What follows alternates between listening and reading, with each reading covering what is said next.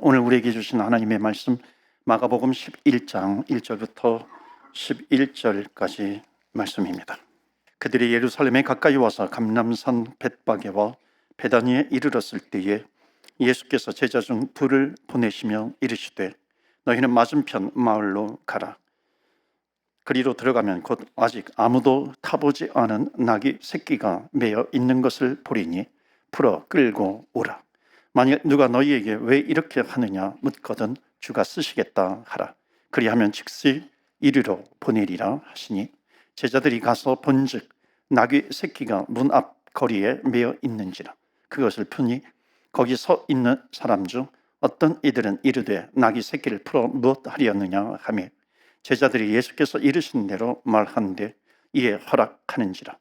낙이 새끼를 예수께로 끌고 와서 자기들의 겉옷을 그 위에 얹어 놓음에 예수께서 타시니 많은 사람들은 자기들의 겉옷을 또 다른 이들은 들에서 벤 나뭇가지를 길에 펴며 앞에서 가고 뒤에서 따르는 자들이 소리 지르되 호산나 찬송하리로다. 주의 이름으로 오시는 이여 찬송하리로다. 오는 우리 조상 다윗의 나라여 가장 높은 곳에서 호산나 하더라. 11절 말씀 우리 합독하겠습니다. 예수께서 예루살렘에 이르러 성전에 들어가서 모든 것을 둘러보시고 때가 이미 저물매 12 제자를 데리고 베다니에 나가시니라. 아멘. 하나님의 말씀입니다. 오늘도 하나님의 말씀에 은혜 받으시고 또 새 힘을 얻으시고 한 주간 승리하시기를 주의 이름으로 축원합니다. 아멘.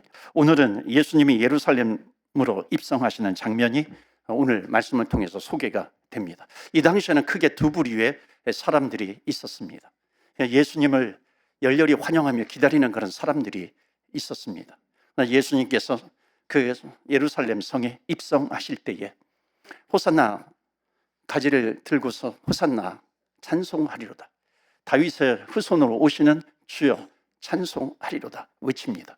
그리고 자기의 겉옷을 벗어서 그 길에 깔고서 마치 왕으로 오시는 것처럼 열렬히 예수님을 환영합니다. 질문은 이겁니다. 왜? 도대체 무엇 때문에 이들은 예수님을 환영했을까요? 그것도 열광적으로. 그런데 한편 기다리지도 않고 또 환영하지도 않고 반갑지도 않아 하는 그런 사람들도 있었습니다. 예수님이 입성하셔서 왕으로 되면 곤란해지는 그런 사람들이겠죠. 로마에서 파견된 로마 총독 빌라도 같은 사람입니다. 로마로부터 녹을 받고 사는 그런 사람들, 이 로마 제국 때문에 성공한 사람들, 로마 제국에 충성했던 그런 사람들입니다. 그러니까 로마 때문에 오히려 잘 살게 된 그런 사람들은 자기들의 기득권을 위협하는 예수님이 오신다라고 하는 이 소식이 반갑지 않았을 겁니다. 오히려 이 사람들에게는 예수가 오는 것이 골칫거리가 되는 겁니다. 심지어 이들 가운데는 예수님을 죽이려고 하는 그런 사람들도 있었습니다. 자, 이제 한번 사진을 좀 보시겠는데요. 여러분은 2000년 전으로 한번 가셔서 예수님이 나에게 오시는 것이 덕이 되는지 아니면 예수님이 오시지 않는 것이 나에게 덕이 되는 건지 한번 가늠하시면서 여러분 내가 어느 쪽에 있음직했는지 한번 스스로 점검해 보시고요. 여러분의 믿음의 현주소를 한번 돌아보면 좋겠습니다. 이 마가복음 11장 1절 말씀해 보시면은 우리 다 같이 읽겠어요. 시작. 그들이 예루살렘에 가까이 와서 감람산 벳바게와 베다니에 이르렀을 때에 예수께서 제자 중 둘을 보내시며. 자, 당시에 예루살렘에는 높은 고지대, 어퍼시티라고 불리우는 고지대 도시가 있었습니다. 그리고 낮은 곳이라고 하는 로워 시티라고 하는 이 저지대 도시도 있었습니다. 그러니까 지금 이 예수님 당시에 지금도 마찬가지이지만 예루살렘은 두 도시로 이렇게 확연하게 나뉘어져 있습니다. 자, 사진을 보시면요, 저게 황금돔, 이건 옛날 사진이 아니죠. 지금 모스크, 황금돔 모스크가 있는데 옛날에는 저 자리에 예루살렘 성전, 헤롯 성전이 저기에 있었습니다. 자, 이 사진은 어디에서 찍은 거냐면 감람산 쪽에서 찍은 겁니다. 감람산 근처에 오늘 우리가 11장 1절에 읽었던 벳바게와 또 베다니라고 하는 그 가난한 마을이 그곳에 있었죠. 자, 지금 정면으로 보면은 그 정면으로 보이는 곳이 동문입니다. 예루살렘 성전에 동쪽 문이 있었던 곳입니다. 그리고 그 건너편은 서문이 되는 거죠. 동문, 그 다음에 건너편 서쪽 문입니다. 자, 서문 쪽에서 보면 높은 이렇게 고지대가 있는 겁니다. 거기에 높은 빌딩, 지금은 이제 현대 고지대 마을이니까요, 도시이니까 높은 빌딩도 있는데 그 당시에도 거기는 고지대였습니다. 그러니까 서문 쪽에서부터 쭉 이어지는 어퍼 시티 고지대가 있었던 것이죠. 그리고 여러분 보실 때 왼쪽이 남문이 되겠죠. 그리고 정면이 동문이 되는 것이고, 그러니까 동문에서 남문 쪽으로 연결되는 데에 지금 사진에는 나오지 않지만은 거기에 또 마을이 있습니다. 그 마을을 로워 시티, 저지대 도시라고 부릅니다. 그러니까는 지금 고지대와 어퍼 시티, 로워 시티가 확연하게 구분이 되는데, 예수님께서 종려주일에 나귀를 타시고 예루살렘 성에 입성하실 때는 바로 로워 시티, 저지대 도시를 향해서 그쪽으로 나귀를 타고 오셨던 겁니다. 그리고 마을 사람들은 나와가지고 종려나무를 꺾어가지고 환영하고 있는 겁니다. 자, 여기에서 설명드리고 싶은 것은 이겁니다. 서문 쪽에 있는 고지대 지역과 저지대 지역, 동문과 남문 쪽에 연결되어 있는 그 저지대 지역, 로워 시티, 이 차이를 좀 설명을 드리겠습니다. 서문 쪽에 이 고지대에 살고 있는 사람들은 상류층 사람들이었습니다. 그리고 저지대에 살고 있는 사람들은, 그러니까 동문에서 서문 쪽, 남문 쪽으로 이렇게 이어지는 사람들, 지금으로 말하면은 아주 같은 이스라엘 사람이지만 아주 못 사는 사람들이었습니다. 소외된 그런 사람들이었습니다.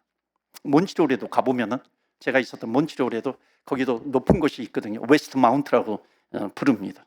아주 집들이 굉장히 크죠.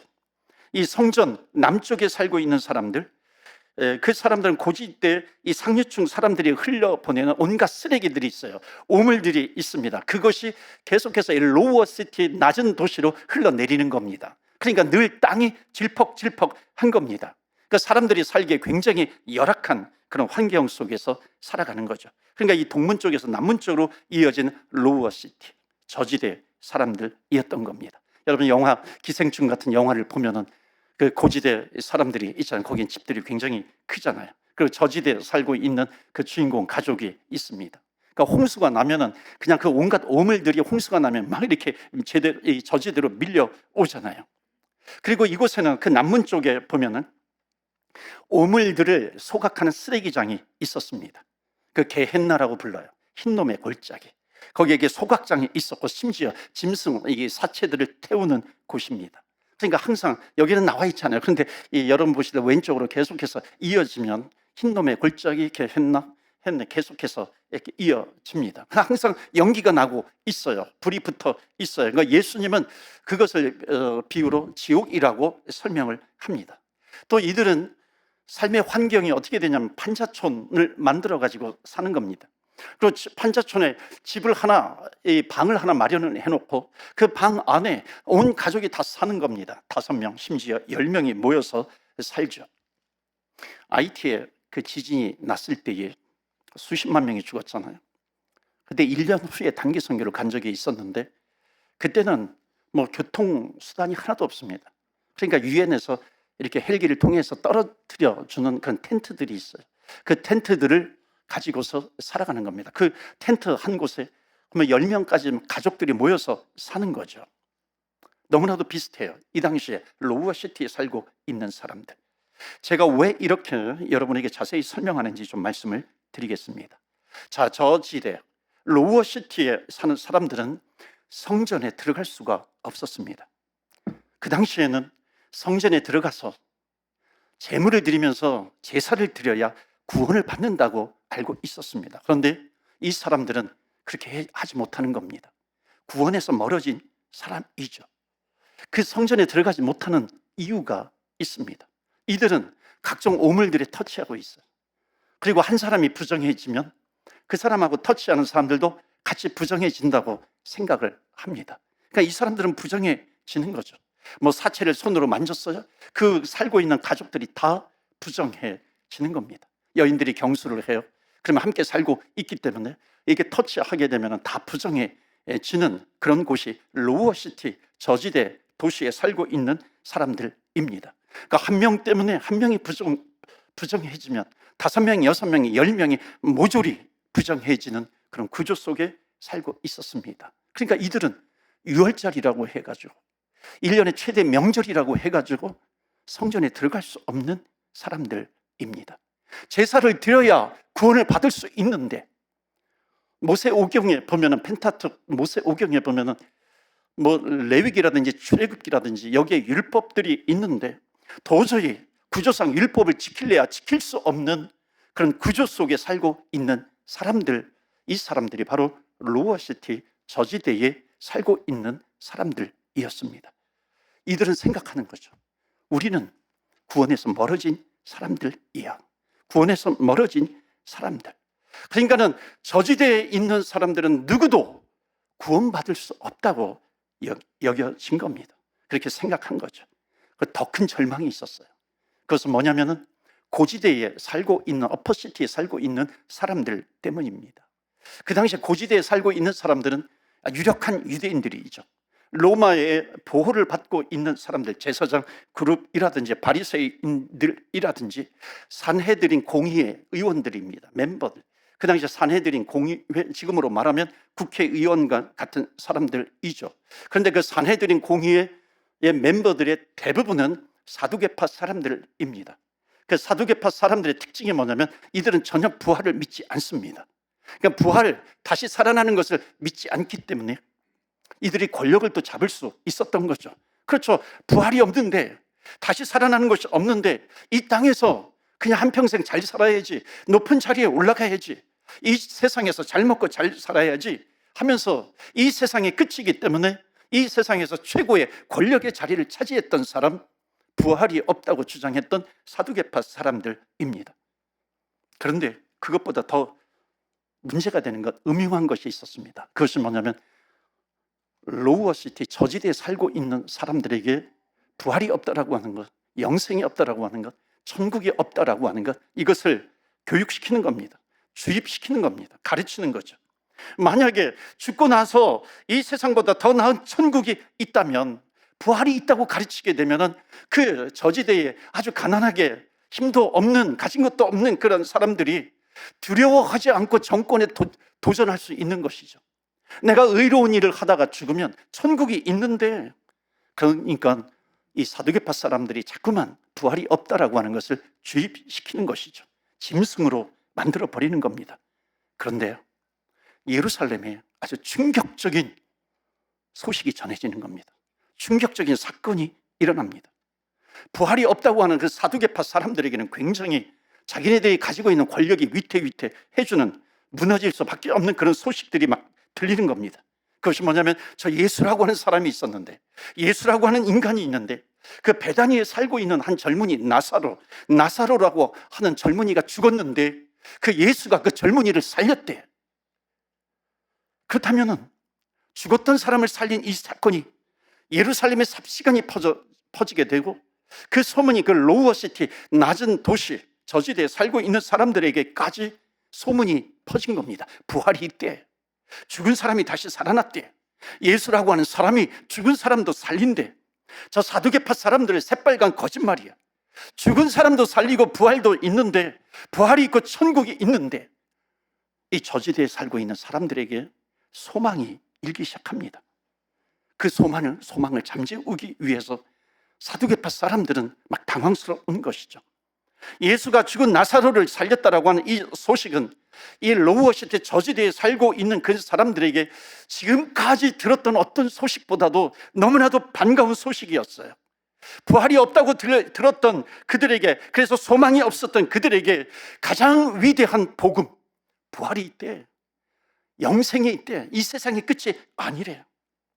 나는 이 세상 그냥 이렇게 살다가 끝날 수 있다고 생각을 했는데 그것이 아니라 저 예수라고 하는 양반을 통해서 내가 죽어도 살겠구나. 이들에게는 소망이 생기기 시작한 겁니다. 그렇다면 그 사람이 우리의 왕이 되어준다면 우리의 삶도 바뀔 수 있겠구나. 천국이 있으니까 두려워지지 않는 겁니다. 싸우다가요, 부활이 있는데 무엇이 두렵겠어요? 그런데 소문이 들리는데 그것보다도 더 반가운 소식이 들리는 겁니다. 그 예수가 나귀를 타고 동문을 거쳐서 남문 쪽으로, 로우어시티 저지대 쪽으로 오신다는 그런 소식을 듣는 겁니다. 그들을 고대하는 그런 마음을 품고 있었는데 그것이 소망이 되는, 현실이 되는 그런 순간입니다. 그러니까는 그 저지대에 살고 있는 사람이 누구인들 뛰쳐나가지 않겠습니까? 그들이 무엇인들 자기의 겉옷을 벗어놓지 않겠습니까? 그 당시에 그 겉옷은 자기들의 재산과 같은 겁니다. 겉옷도 되고 잠에 잘 때는 이불도 되는 겁니다. 그것을 벗어서 예수님이 입성하시는 그 길, 저지대를 향해서 가는데 거기에다 길거리에다 그것을 벗어놓고 환영하는 겁니다. 호산나 다윗의 자손이여, 호산나 다윗의 자손이여, 우리를 좀 구원해 주소서, 우리를 좀 구원시켜 주시옵소서. 호산나 다윗의 자손이여, 다윗의 후손으로 오신 진짜 왕이시여. Save us, save us. 우리를 구원해 주소서, 우리를 구원해 주소서. 여러분, 이 소식은요, 호산나 호산나라고 하는 이 외침은 그냥 지금 어떤 뭔가 이렇게 로맨틱하게 그렇게 불려지는 그런 외침이 아니었어요. 이것은 그들의 절규예요. 그들의 인생을 뒤집어 놓을 수 있는, 나를 좀 구원해 주소서, 나를 구원해 주소서, 외침 중에 외침이었던 것입니다. 자, 그런데 이와 똑같은 날에, 거의 똑같은 시간에 또 하나의 사건이 있습니다. 예루살렘 성에 입성하는 사건이 있었습니다. 그게 누구냐면 로마 총독 빌라도입니다. 본디오 빌라도. 본디오 빌라도가 원래 가이사라라고 하는 곳에 살고 있는데 명절이라든지 뭔가 제사를 드리는, 예루살렘 성전에서 제사를 드리는 그런 의식, 명절 때에 이 로마 총독 본디오가 방문을 하는 겁니다. 왜냐하면 그 당시에 유대인 대제사장이 입고 있었던 그 옷을 입어야 의식을 치를 수 있는데 명절에 그것을 자기들의 이 금고 옷장 같은 데다 그것을 넣어놓고 열쇠로 잠궈버리는 겁니다. 그리고 그 키를 누가 가지고 있었는가? 로마 총독이 가지고 있었습니다. 그러니까 이 당시에 유월절 명절이니까 그 본디오 빌라도가 자기가 살던 가이사라에서 예루살렘 성으로 입성을 하는 겁니다. 그때 그 고지대 어퍼시티를 향해서 그쪽으로 해서 예루살렘 성에 입성을 하는데 이 사람들이 그 입성을 하는 이 로마 총독 본디오 빌라도, 그는 가끔 이럴 때에 명절 때 밀란이 일어나기 때문에 1000명의 로마 군인을 대동해서 입성을 하는 겁니다. 너무나도 화려한 입성의 모습. 그때 이 어퍼시티에 살고 있는 그런 사람들, 고지대에서 살고 있었던 그런 사람들이 떠들썩해지기 시작하면서 그들을 환영하는 겁니다. 예수님은 로우어시티에서 입성을 할 때에 호산나 호산나 다윗의 자손이요, 우리를 구원하소서. 역시 똑같이 이 당시에를 로마 총독은 로마 황제를 상징하고 있기 때문에 그들을 환영할 때 큐리어스, 우리의 황제시여, 우리를 구원하소서, 당신의 나라가 영원하소서. 그는 고지대에 살고 있던 사람이 로마 황제를 상징하는 이 본디오 빌라도를 열렬히 환영하는 겁니다. 한쪽은 로마라고 하는 나라, 세속적인 나라를 세우는 빌라도의 입성이 있었고, 또 한쪽에서는 하나님의 나라를 세우는 예수님의 입성이 있었다는 겁니다. 자, 사랑하는 성도 여러분, 이제 여러분에게 질문을 드려봅니다. 그때 여러분들이 만약에 있었다면 서문 이후에 그쪽에 어퍼시티, 높은 곳에 여러분이 있었겠습니까? 아니면 동문에서 서문 쪽, 이 남문 쪽으로 연결되어지는 그런 로우어시티, 낮은 도시에 여러분이 살고 있었겠습니까? 예수님이 오시는 것이 반갑지 않고 예수님이 내 인생에 찾아오면은 내가 포기해야 될 게 너무나도 많아요. 내 심령 가운데, 내 마음에 입성하시는, 낙이 타고 입성하시는 그 예수님, 도무지 그 예수님이 입성하시는 것이 부담스러운 사람은 2000년 전으로 돌아가도 어퍼시티 고지대에 있는 사람이고, 내가 가지고 있는 것이 아무리 많아도 나에게는 주님밖에 없어요, 주님밖에 없어요 하는 사람들은 바로 동문을 거쳐서 남문까지 이어지는 로우어시티에 살고 있는 사람입니다. 로마가 나에게 준 부귀가 있고 영화가 있는데 재물이 있는데 이것을 빼앗기고 싶지 않은 이를 어퍼시티에 살고 있는 이런 사람들은 예수님을 십자가에 못 박으라고, 예수님을 십자가에 못 박으라고 외쳤을 것이고, 동문 쪽, 남문 쪽, 로워시티에 살고 있는 사람들은 예수님을 찬양했을 겁니다. 사랑하는 성도 여러분, 오늘날에도 예수님이 기다려지지 않고 예수님이 나를 따라오려거든 자기 십자가를 지고 나를 따라오라, 자기 십자가를 지고 십자가의 길에 서 있으라 라고 주님께서 말씀하시는데, 이것이 너무나도 귀찮게 들리고 주일이 오는 것이 부담스럽고 내 시간을 드리고 내 물질을 드리는 것이 마치 낭비처럼 보이고, 순종과 희생은 전혀 하지 않으면서 나는 예수 영접했으니까 나는 천국에 가겠지, 천국에 가겠지. 이런 사람들은 서지대 어퍼시티에 살고 있는 사람들이겠죠.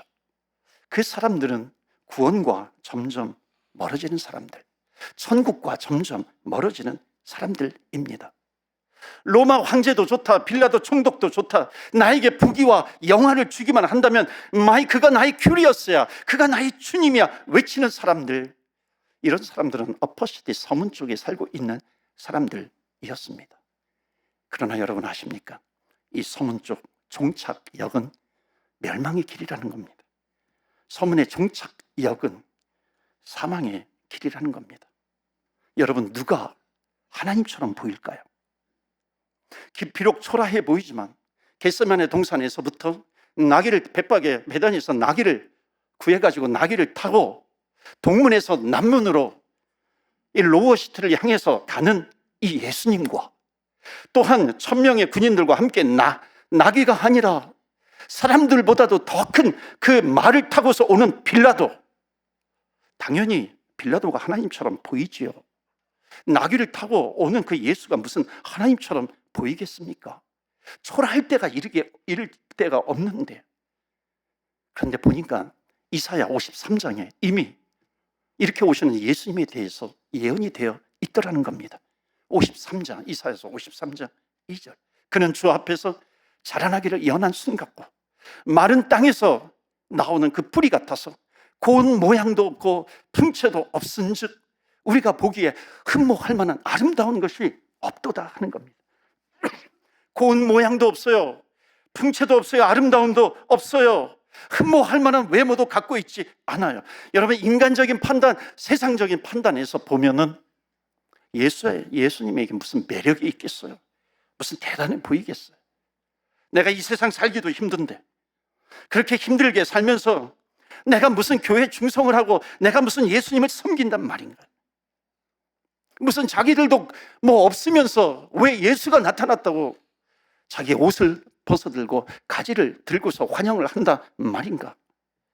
누구라도 빌라도가 오는 그 길목에 서 있고 싶지만 영적으로 눈이 뜨인 사람들이 있어서 그 길은 멸망의 길, 사망의 길이라고 하는 것을 알고 약하디 약한 모습, 나귀 타고 오시는 그 예수님을 따라가는 그 길, 십자가의 길인데, 그 길이 초라하게 보인다 할지라도 믿음의 눈이 열리고 영적인 눈이 열렸을 때에 그 길이 영생의 길이고, 그 길이 축복의 길이고, 그 길이 부활의 길이고, 그 길이 승리의 길이라고 하는 것을 예수님을 믿는 사람들은 깨닫는 겁니다. 그래서 동문으로 남문으로 그쪽으로 달려가는 것이죠. 사랑하는 성도 여러분, 말씀을 마무리합니다. 저는 이 말씀을 보면서 이번 한 주간 고난주간을 보내면서 마가복음은 원복음이라고 일컬어지는데, 복음서 중에서 가장 먼저 기록되어진 마가복음, 여기에 예수님의 일주일의 행적을 말씀을 묵상하고 또 나름대로 연구하면서 그런 질문이 생기더라고요. 그렇다면 지금 오늘날 현대인들, 밴쿠버에 살고 있는 사람들, 지금 여기에 살고 있는 사람들은 어퍼시티에 살고 있는 사람인가?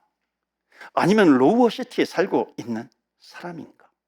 믿음이라고 하는 것, 이것은 좀 뒤로 제껴놓고 어떤 라이프, 삶의 퀄리티로 볼 때 어퍼시티에 살고 있는 사람들인가? 아니면 로워시티에 살고 있는 사람들인가? 보니까는 너 모두 다 어퍼시티, 고지대에 살고 있는 사람들이더라고요. 그런데 놀라운 것이 있습니다. 그것이 뭐냐면 그 고지대에 살고 있는 사람들 가운데서도, 그 삶의 현장에 있으면서도 끝까지 십자가의 길에 서 있었던 사람들이 있었다는 것입니다. 그 고지대에 살고 있는 사람들 가운데 니고데모라고 하는 사람이 있습니다. 예수님의 제자, 예수님이 가장 위험할 때에 예수님을 대변해 주는 그 권력을 가지고 있었던 니고데모, 자기의 힘과 자기의 에너지를 예수님을 위해서 사용했습니다. 사랑하는 성도 여러분, 2000년 후에 오늘날 현대를 살아가는 우리들은, 사랑하는 성도 여러분, 니고데모와 같은 주님을 위해서 살아가는 주님의 제자가 되시기를 예수 그리스도 이름으로 축원합니다. 아멘. 또 한 명이 있어요. 아리마대 사람 요셉입니다. 아리마대 요셉은 자기가 예비해 놓았던 값비싼 무덤을 예수님을 위해서 조금 더 아끼지 않고 내어 놓았던 고지대 어퍼시티에 살고 있었던 사람입니다. 부탁드리건대 사랑하는 성도 여러분, 내가 어느 곳에 있든지 아리마대 사람 요셉처럼 주님을 끝까지 지켜주시고 주님의 제자로 살아가는 아리마대 요셉과 같은 사람이 되시기를 주의 이름으로 축원합니다. 아멘. 한 명 더 소개할게요. 마리아입니다. 자기 집 다락방에 120명이 들어갈 정도로 굉장히 큰 집을 가지고 있었던, 어마어마한 부귀를 가지고 있었던 사람입니다. 그것을 향락의 파티의 장소로 내어놓지 않고 예수님과 예수님의 제자들을 위해서 마지막 최후의 만찬과 초대교회의 장소로 내어놓고, 뿐만 아니라 그 아들 마가가 있는데, 그 마가가 바로 이 마가복음을 지은 사람인데, 그 마가를 선교사로까지 보냈던 사람, 고지대에 살고 있었던 사람입니다. 저지대 도시에 살고 있었던 사람, 그 한 가정도 소개하죠. 베다니에 살고 있는 나사로, 마르다, 마리아입니다. 마르다라고 하는 이 여인 한 20살 정도 되었을까요? 부모도 없어요. 가진 것이 없어요. 로우어 시티에, 저지대 가난한 곳에 살고 있지만 예수님이 지나간다는 소식을 듣고 밥을 지어서 공개하는 그런 삶을 살았습니다. 자기의 형편으로는 도저히 할 수 없지만 주님을 섬길 수 있는 그런 기회 그것을 놓치지 않았습니다. 그의 동생 한 17, 18 되었을까요? 마리아라고 하는 여인이 있습니다. 자기가 평생 모아둔 향유 옥합 300데나리온이나 되는 그런 향유 옥합을 예수님의 장사를 위해서 깨트립니다. 아낌없이 부었던 여인 마리아입니다. 그러고 보면 저지대 도시에 살고 있든지 거기에서 그 삶을 끌어안고 사는 사람들 가운데서도 주님을 섬기는 사람이 있었고, 고지대 도시의 그 화려함 속에 살고 있는 그런 사람들 가운데에서도 예수님을 잃어버리지 않는 예수님의 제자, 십자가의 길을 가는 사람들이 있었으니, 오늘 말씀의 결론, 중요한 것은 어디에 살고 있는 것이 중요한 게 아니더라고요. 고지대이든 낮은 지대이든 어느 곳에 사는 것이 중요한 것이 아니라 어떻게 사는 것이 중요하다라고 하는 것. 그 어떻게 사는 것은 바로 주님이 가신 그 길을 따라가는 길, 십자가의 길을 따라가는 겁니다. 나를 위해서 이 땅에 오셔서 우리의 죄를 짊어지시고 연약함을 짊어지시고 십자가에 죽으신 예수 그리스도, 믿는 자에게 구원을 주신 예수 그리스도, 그 주님을 믿으면서 주님의 백성으로, 주님의 자녀로 끝까지 주님께서 가라고 하신 그 길, 자기 십자가를 지고 나를 따라오라고 하신 그 십자가의 길 걸어가는 사람입니다.